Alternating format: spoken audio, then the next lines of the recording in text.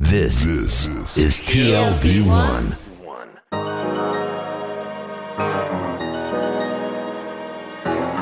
The Tel Aviv Review.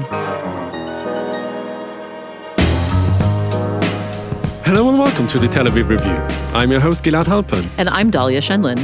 Every week we bring you conversations with authors about the books and research and other things that we like. And if you like us, please consider becoming a Patreon supporter by going to our homepage. That's tlv1.fm/Tel Aviv Review. Scroll down to the bottom and click the big red button that says Patreon. Click and support us. We're counting on you. This episode is part of a series in partnership with the Israel office of the Konrad Adenauer Foundation, focused on democracy, populism, authoritarianism, and all of its causes, symptoms, manifestations, etc. And our guest today will help us to understand the new fight over Israeli democracy. Dr. Gayil Talshir is a senior lecturer at the Political Science Department at Hebrew University in Jerusalem. Her doctorate is from Oxford University. She's a researcher, writer, and a frequent media commentator in Israel and around the world. We'll be discussing her new edited collection called Governability or Democracy, the struggle over the public interest and the rules of the Israeli political game. It's part of the Political Thought series of Resling Publishers, but it's only in Hebrew for now. It's a very rich collection with some of the best minds about thinking about democratic institutions and practice in Israel, in my mind. She's also the author of the forthcoming Judocracy, which will be in English, and I'm not even going to explain that. Gayil, you can tell us about your forthcoming book as well, and welcome to the show. Thank you, and I'm happy to be here with you. Very close to the fourth round of the elections in Israel, so we might be able to discuss some of the deep insights of the book and the way that they actually influence Israeli democracy. Absolutely. Okay, you're hired. Thank you. I want to start with your introduction in which you describe democracy in Israel in recent years as a contested concept. Mm-hmm. What lies at the heart of the contest now? Because we all know about the tension between Jewish and democratic in the early years of the state. What are the two sides of the competition arguing at present? You know, there's a fierce debate among us political theorists whether it is democracy, which is being a contested concept, or whether it is democracy versus something else, authoritarian or other non-democratic form, because some of my colleagues would argue illiberal democracy is not a democracy. But I think that if you want to understand the struggle in Israel and to not undermine the other side to begin with, to try to listen to the way they frame their arguments, then I think there are two sides of the arguments. And let's, just for the sake of this discussion, consider the first side to be advocating liberal democracy with all the tensions that you already mentioned in terms of national liberal democracy. But okay, we can talk about the tensions later. The other side, I think, can be, manifested in the way that what was then called the Jewish home, and then the right, the new right, and today is the Yamina Party. So part of their campaign was a short clip that was about fascism. Now, once it went out, everyone said, now we can all see the truth for what it is. The right, the new right in Israel, or the right, the neoconservative right in Israel, is actually about fascism. But this was not the ironic tone that came from this clip. Their idea was that what we call liberal democracy, or the Israeli democracy, is an elitist democracy, and that those elites that we will probably discuss much broader in much broader terms later, like the courts and the judicial system and different institutions that safeguard democracy, they are part of the elites, and then they stand in the way of a real popular democracy. So I think if we have to be very brief, just to begin the journey we are taking together, I think the two concepts is liberal democracy on the one end and a populist democracy or a popular democracy on the other end. And I think the contested concept of democracy is what is the role of the people, whether these people is the Jewish people or the Israeli people, whether we see the different institutions involved in democracy as part of the balances of democracy, or whether they stand in the way of a real democracy, which is a popular democracy. What is a popular or populist democracy? What does that mean in their eyes? Let's talk for a second on what is their eyes, okay? Because I think Netanyahu, as the Prime Minister of Israel, takes it in a slightly different angle than, let's say, Bennett and Shaked, even Yariv Levin and other ideologues of neoconservatism in Israel.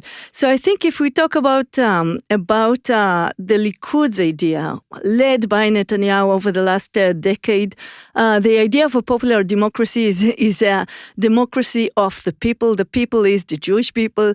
And these people, reconstructed from Netanyahu's argument, choose their leader and leaders. And these leaders are basically the chosen by the people. And it goes very well with the idea of the chosen people, of course. Sounds almost biblical. Yeah, exactly. You have the chosen people, you have the chosen leaders of the people, more correctly, the chosen leader in singular of the people. And this is Netanyahu. So when Netanyahu thinks about Israel, he doesn't think about Israeli society in general. He thinks about the Jewish people and him being the leader of the Jewish people.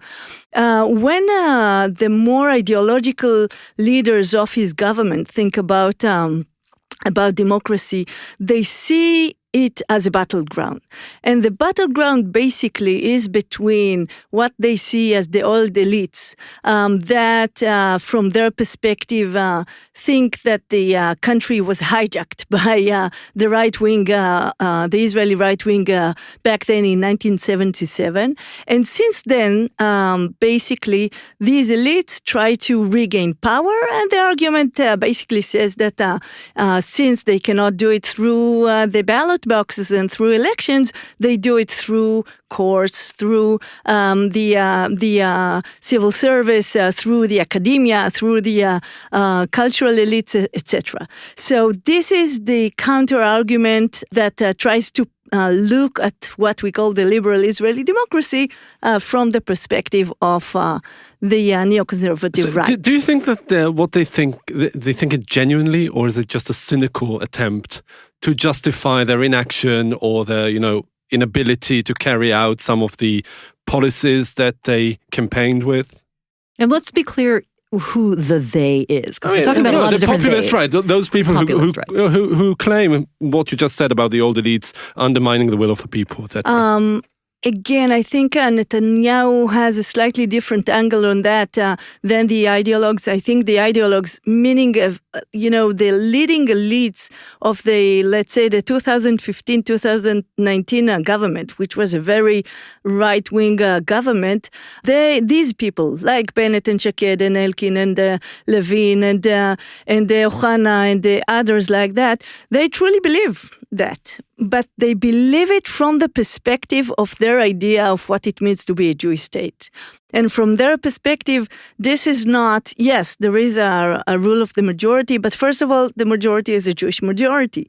And therefore, Israeli democracy, or the rule by the people is the Jewish people, and therefore it's very clear from their perspective that any big decision should be made by the Jews, not by the whole demos of the Israeli citizens. And also their main quarrel is with the way that the Supreme Court, basically from their perspective, took the basic laws which were passed in 92 and 94 and basically interpreted them to be the constitutive values of Israeli democracy. So their main argument is that Israel is first and foremost a Jewish state, and that this Jewishness was not part of the way that the Supreme Court actually worked his way in interpreting the basic laws and other laws in Israel. So Zionism, from their perspective, is completely lacking from the Supreme Court's rulings. And therefore, their balancing act and their greatest achievement was to constitute the national basic law, nation-state law. Yeah. So that was the main idea, was that you counter the human rights law that was passed in 92, the Bill of Rights. Until 1992, Israeli democracy did not have Bill of Rights. So the Bill of Rights represented by these two basic laws passed in the early 19th, and it's crucial to remember the person that the government at the day in 1992 was a right-wing government headed by the Likud, Shamir's Likud, and the justice minister was from the Likud, called Meridor, and it was their project to actually bring the Bill of Rights, and this was an unfinished project because the third law that they were supposed to pass, and they didn't because of the peace process, basically with the Palestinians that Peres was having in the twilight zone and wanted to change governments to have a better majority that will support the peace process with the Palestinians. The third law was to be the basic law of legislation. And if this law would have been enacted, then you would have a very clear hierarchy that you have basic laws and they are superior to other laws, and the court can rule unconstitutional rules that actually contradict the damage of human rights and civil rights and citizens' rights. So just to sum up this point, it wasn't a leftist project. It was a united project of the government, basically, that was a right-wing government. By the way, the Labour Party was not even taking part of the vote. They were having primaries, so they knew that the law is going to pass, so they were absent. In fact, a prominent member of the Labour Party later became one of the biggest critics of this law, right? Chaim Ramon. Right. But from the perspective of the right of Netanyahu's government and his ideologues, very, very dominant politicians that, as we already said, made structural changes in terms of the constitution of Israel or the basic laws of Israel. From their perspective, the original sin is passing these laws and giving the courts the power, basically, to interpret human rights as the basic consensus of Israeli politics and not to have Jewish or collective rights as balancing act to that. So I would argue that this open-endedness of Israel's constitutional foundation, I mean, the absence of the constitution and, the law that you just described was not passed in the end. So there's none of this is enshrined in the Israeli legal code. And, a system of faulty checks and balances. I think that Israel is probably one of the very few parliamentary democracies that is unicameral. So there's no checks and balances there. And also there's no clear or complete separation between the legislative and the executive branches. All this hodgepodge of governance, isn't it just, what we're seeing now, this revolution that is led by the neoconservative right, wasn't it just waiting to happen? You needed an ideological actor to make this his main agenda, basically. And it wasn't Netanyahu. Netanyahu, for many, many years, was supposed to be the savior of the independent court because of the occupied territories, basically. Because if you have an independent court, you cannot be trialed internationally. And therefore, it was really critical from a right-wing perspective to have an independent court. Especially now, after all these years of criticizing the justice system, we're suddenly seeing the right wing, apropos the International Criminal Court's decision that it has jurisdiction, saying, hey, we have this wonderful judiciary and they're doing all of their work perfectly. Absolutely. But once it coincided and Netanyahu came to be under trial or trialed himself, that was the turning point from his perspective. So this is when we started hearing about the problems of the Supreme Court and the way that it is being the real dictator and the real rulemaking in Israel. But again, this is just Netanyahu, the latecomer. If you look at the deep right, you see that for 70-something years now, we have groups that come from the right wing, and they have very, very deep strife with the Supreme Court. So first and foremost, the ultra-Orthodox, because of the issue of the enlistment and the way that they want to be exempt from equality. So this is their beef going back from 1948. But what's so basically. ironic is that they're a community that wants to be exempt from equal treatment, whereas you have Arab Palestinian citizens who want to be part of the ethic of equal treatment. How do we square this? We don't necessarily square this No. because, when the ultra-Orthodox talk about them being exempt from the draft, thank you, they think of it through the political point that they have enough power to make sure that this is what's going to happen. So for decades, there was no law that said that they are being exempted from the draft. It was a basic, it was a prerogative of the deputy of the Minister of Defense to basically say, no, we don't need you, and we don't even send you the draft order. So this is one group. The second group are the settlers. So since 67 and more clearly after the change of power in 77, the settlers have a very, very big strife with the Supreme Court. And there the main idea is that the Supreme Court basically says that according to international law, but also according to Israeli interpretation of the law, you cannot build settlements which are civic residents of Israelis until these territories do not find a resolution in terms of international arena. So the settlers for 50 years now have a problem with the Supreme Court. The third group are those that are engaged with the fight over the Asylum seekers. Asylum seekers, yeah. But we should say that the word mistanenim is commonly used in Israel, and it means infiltrators, and there's a political debate over whether that is the appropriate term.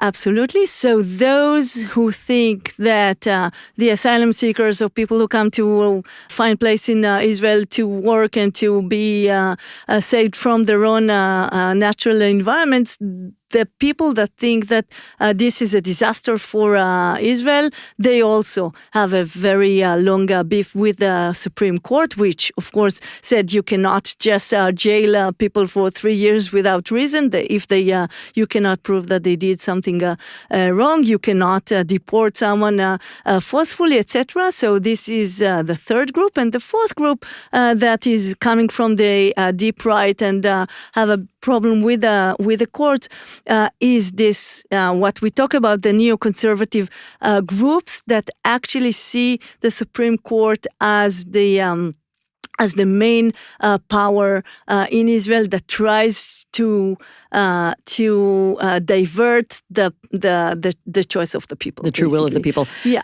Let me ask you something. I mean, the question of the asylum seekers is fairly recent. We're talking about roughly issues that came up within the last decade. Mm-hmm. And the what you're calling neoconservatives, which is an interesting term, that's also a debate that's really become more prominent in the last decade. But the other populations you talked about date back 50 years and 70 years. When we talk about the assault or erosion of liberal democracy in Israel, was Israel truly a liberal democracy in its past? Tell us about the arc of Israeli democracy that is now being eroded. Yeah, this is a great question because, my colleagues, especially my leftist colleagues, say Israel was never a liberal democracy. But, many people judge Israel vis-a-vis the American democracy.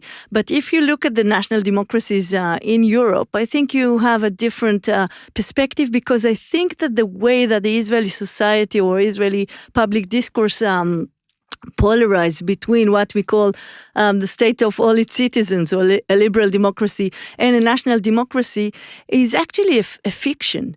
Think about the electoral system, the parties that we have. Which of them actually support Israel as being just the state of all its citizens? Only Balad. None of them. Balad has stood for a state of all its citizens. Okay, so I'll tell you a story. Okay. Because they can't run for Knesset if they say that. No? I was in a conference back in Oxford when I was there for my sabbatical, and Azmi Bashara was giving a Prominent member a of Ballad in the speech. past, who is Absolutely, The the founder of the founder. party. yes, but also now is an exile, basically, Yeah. in a manner of speaking. A manner of speaking, and he said to an Oxfordian audience, do you know the expression Israel as Medinat Kol Ezrachea, the state of all its citizens? And they said yes. And he said, you know who invented it? And they said, who? And he said, I did. You know why I invented it? They said, why? And he said, because I wanted to annoy my leftist Israeli friends, because they're not truly democratic. They are for a national Jewish democracy, which is not a real democracy. So I raised my hand and asked, Azmi, do you support Israel as a state of all its citizens? And the answer was, no. My idea is that Israel is part of Greater Syria, and this is the national unity that was confiscated by the British and the French forces in Israel. And this is the original national unity, Arab national identity that we need to go back to. And this is why, people think that Balad is the closest to the Palestinian Authority, but there is a beef between them, because Balad is not actually for the Palestinians as a people, but for a greater Syria kind of Okay. vision. Let's bring it back to the core issue, which is so basic that it is in the title of your book. How did the issue of governability become the central theme of this tension, and what is the difference between governance and governability? Let's just start by an example, okay? We mentioned already Bennett's fascism clip. If you care to look at what Bennett is publishing for his campaign now, you see that he focuses on the way that he is an entrepreneur, the way that he's going to bring his economic program, Singapore program, as he calls it, and the way he is going to treat governability. So what's the idea of governability, and how does it relate to the idea of the ideas that we just talked about? So first of all, I think that in Hebrew, you have to understand that when people say governability in Hebrew, they use the word that in English is used for governance. Okay, so if you look at political theory and public policy over the last decade, the main idea is governance, and governance is taking the governing act and players and actors and coalition buildings outside of the government. So the whole idea of governance is the way, how do you democratize the process of governing, and how you bring in civil society organizations, international organizations, other expert parties, how you open up the very close governmental way of making decisions. But if you look on the Israeli context, they took the same word, meshilut, and they applied it into the idea of governability.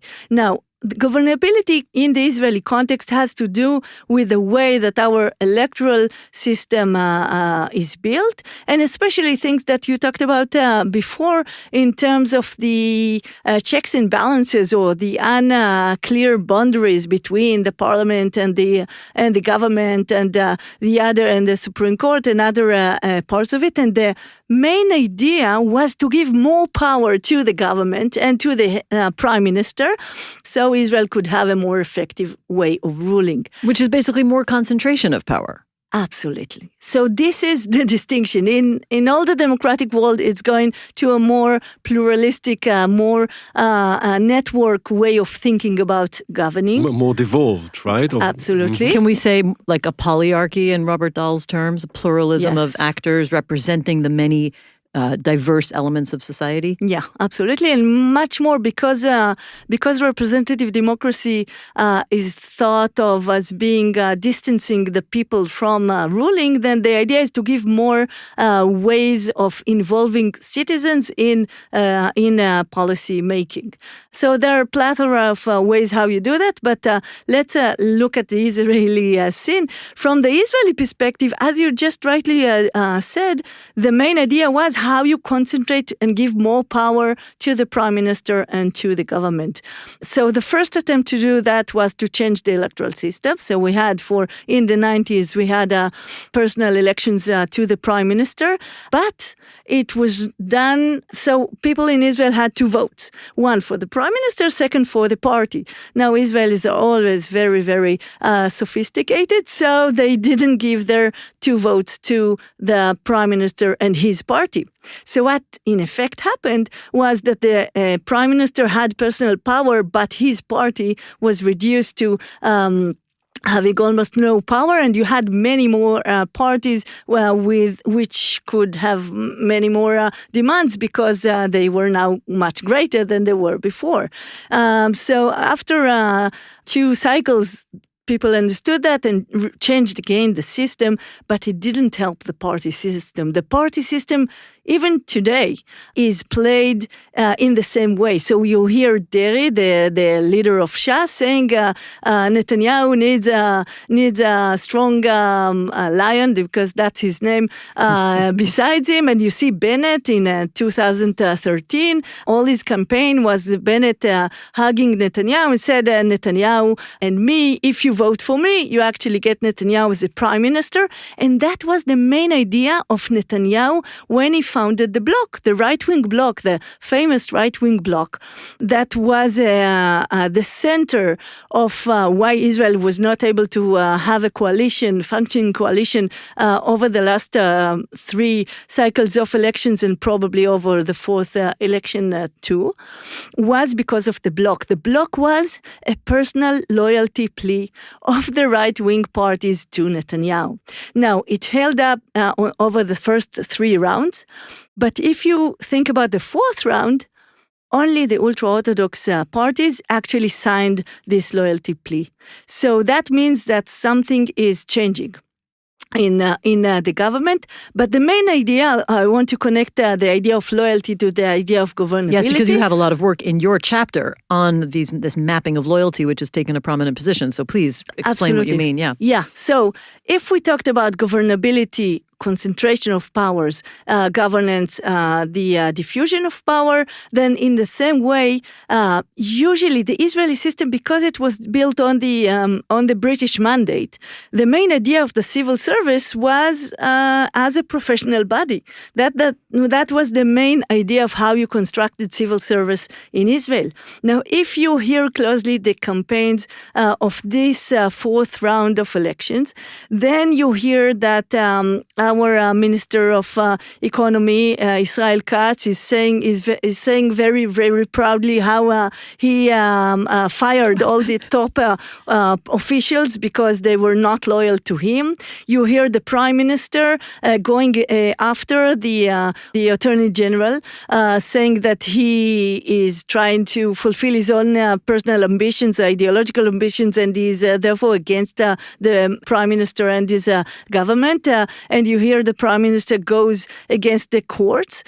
So where did this idea come from? And this is crucial to understand what happened to Israeli politics. So two concepts that I want to bring on. The first is that if Israeli civil service, and the whole idea was that you have the civil servants as public trustees, the way that the right wing translated that was into personal loyalty. So now it's not about, so the main idea, if you are a civil servant, from the right wing perspective, you are probably an advocator of liberal democracy, and therefore you're biased and you're political and you're the opponent of the government, and therefore you have to be set aside. So in 2015, there was in the coalition agreement of the Likud with all the other partners, there was a clause that said that all the top positions of the civil service would actually be political appointments. The model is, of course, the American model, but as you said before, the American model is all checks and balances. You have two houses, and you have a president, you have a federation, regional accountability system. Absolutely. Yeah. In Israel, as we know, and as we just said, there is only one parliament. There are almost no checks and balances. The Supreme Court is being politicized, and therefore is being suspicious of being anti the ideology of the government, and no constitution. There is no involving constitution. something sort of constitution. And there was also a criminalization of the civil rights organizations. So they were pointed at by Netanyahu's government as these unpatriotic, anti-nationalist foreign extensions of European governments that actually work against the national interest of the Jewish state. So when you politicize all the professional and the institutions of democracy, then the kind of politicized environment that you end up with is a very polarizing one. It's the way that Netanyahu and his government actually made the whole civil servants and the system itself the enemies of those who were chosen by the people. But just to remind you, Netanyahu was not chosen personally by the people. Over the last decade, his party, the Likud, got the majority of the votes and plurality. The plurality votes, and his loyalists even didn't get the majority of the votes. He never got a majority in parliament. And also his loyalists, usually in the Likud party, which was a national liberal party, those who got the best results in the primaries became the ministers. But this is no longer the case under Netanyahu. So under Netanyahu, only those who are very, very loyal personally to Netanyahu become ministers, and they were not elected by the people because, over the last 2 elections ago, Netanyahu said Nir Barkat is going to be the minister of the economy. He was never actually getting this position. So there is no connection between what the people choose in the ballot and what we get in the end. But the main idea of Netanyahu is that he is chosen by the people, and therefore those who criticize him inevitably criticize the people themselves. 27% of the people who voted for him, or 29% or whatever it is. The interesting thing about Netanyahu, as you said, he's the enabler of all this for reasons of political survival and even escaping justice. We'll see about that pretty soon. And the ideologues behind it are some people within Likud, and it remains to be seen what Likud will look like after Netanyahu's departure, if he ever goes away. And Bennett and Shaked and those people in the neoconservative right, as you termed it.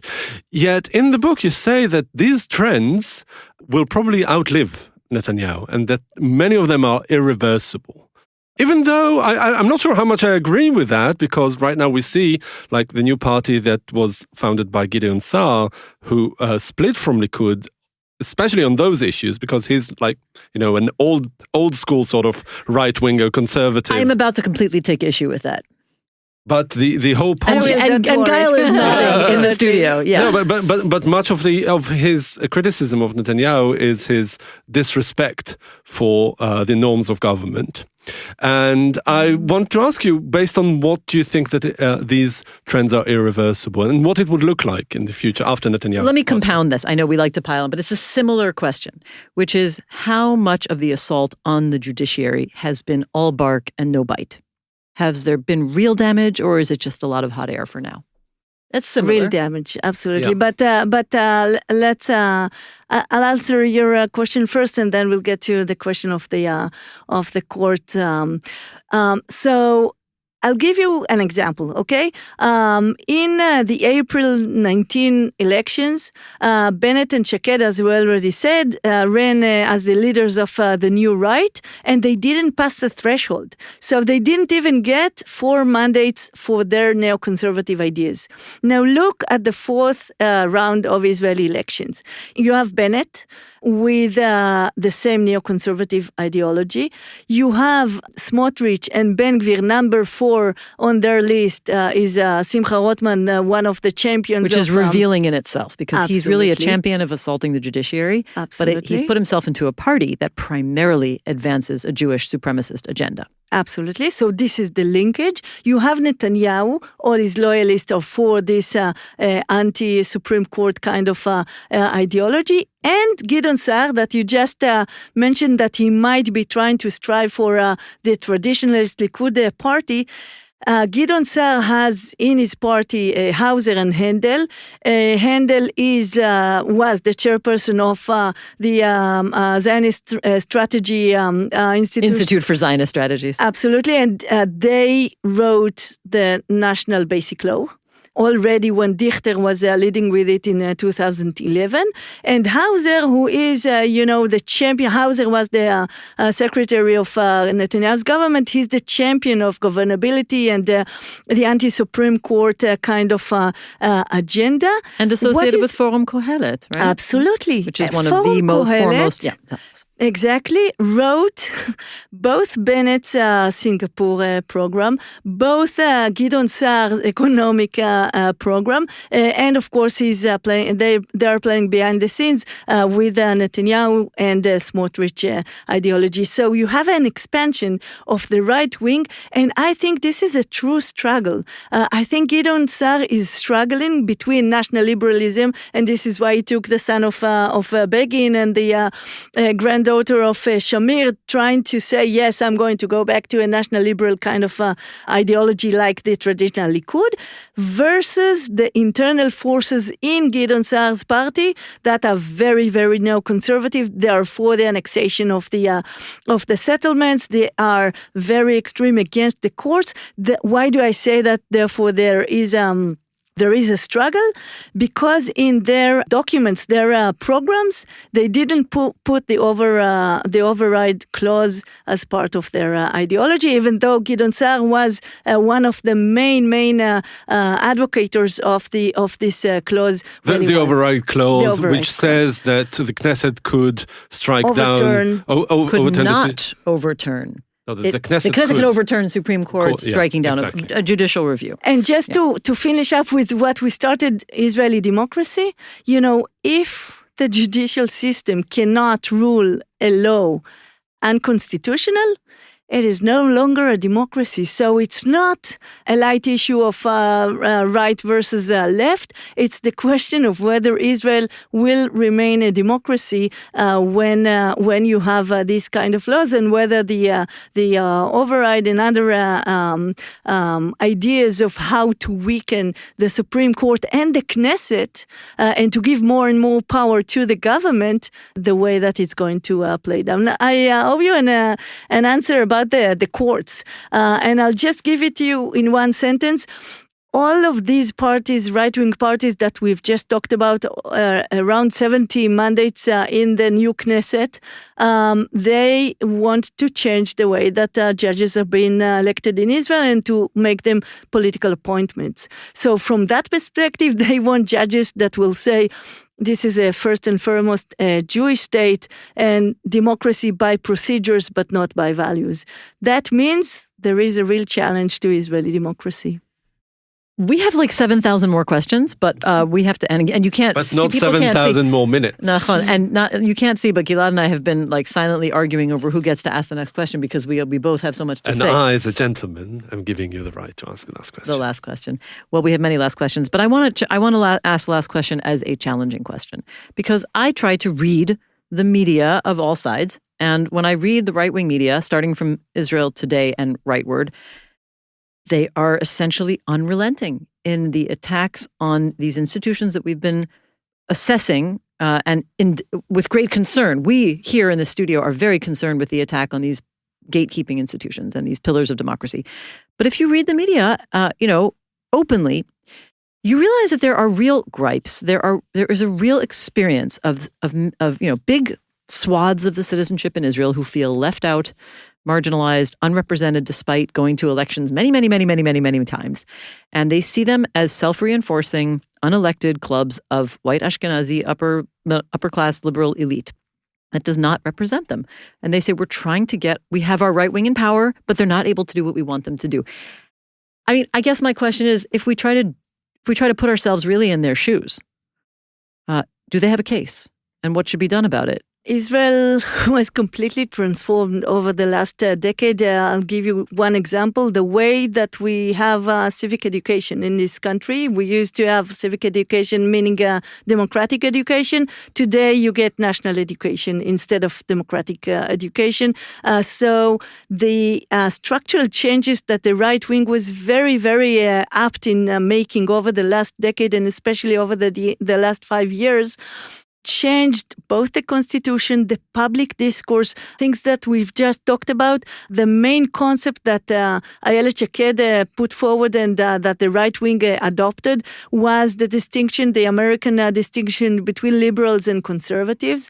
And that means that if you're a liberal, you're a leftist in their perspective, so the whole consensus that you can be a national liberal and you can be a social democratic liberal, etc., is no longer the case because the polarization is between a national Jewish state and a liberal democracy. And if you are liberal, that means that you are leftist, which is not the case because many of the right-wingers are still both democratic and of course liberal. The anti-liberal sentiment of this Netanyahu's government and the neoconservative ideologues, I think this is the most problematic part of it. It might be the case that if Netanyahu in the end is taken out of power because of his age or his trial, etc., it might be the case that a more national liberal agenda could be back.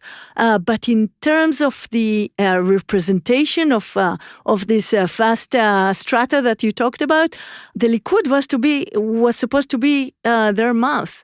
Look at the way the Likud is putting away the Mizrahim and saying you cannot be seen on television during the campaigns. Look at the way that they advocate.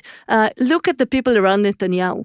You'll see many religious nationalists. You would almost not see people that are the voters of Netanyahu. Netanyahu is the master of presenting himself as being the victim in the name of the people, but he is part of the elites. He is changing the constitutional provisions. His economic programs act not in the benefit of the lower social strata that actually vote for him. So in terms of the way that he was able to present himself as the leader of the people, working with the anti-elite sentiment that populists always do, this is the kind of mastery of Netanyahu, but I don't think he's really serving this lower socioeconomic strata that actually vote for him. Okay. All right. On this, thought-provoking note, I would like to thank you, Dr. Gayil Talshir of the Political Science Department at the Hebrew University in Jerusalem. Thank you very much for joining us today to discuss governability, judocracy, and other appetizing issues. Thank you. Sure, thank you. I would say not only was it thought-provoking, it was question-provoking. Yes, absolutely. And many thanks to Itai Shalem, the manager of TLV1 Studios, and once again to the Israel office of the Konrad Adenauer Foundation for the partnership and support for this series. And now we've got a request. Many or most of you listen to us on the Apple Podcasts app, and we would like to ask you to please consider writing us a review of any kind. You too can support us by going to our website and subscribing to our Patreon campaign. Check out our archive that has more than 600 interviews. If you like what we do here, you can like us on Facebook, and don't forget to follow me and Dalia on Twitter. Join us again next week for another edition of the Tel Aviv Review, and until then, from Dalia and from me, goodbye.